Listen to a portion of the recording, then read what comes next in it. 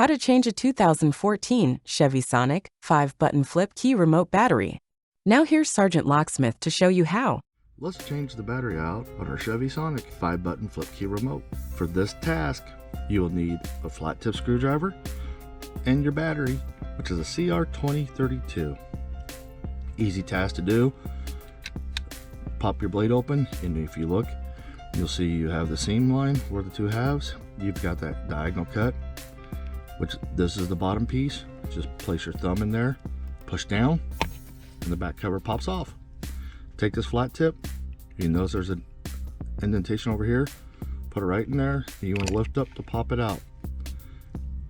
These right here provide the spring tension. Here's your CR2032 battery. Go ahead and slide it back in. And you notice it goes under that little lip right there, and when you get in, push it down, and it should lock in with the other tabs. Go ahead and put the back cover on. There you go, you've changed it out. Hey, thanks again for watching, and let's be safe out there.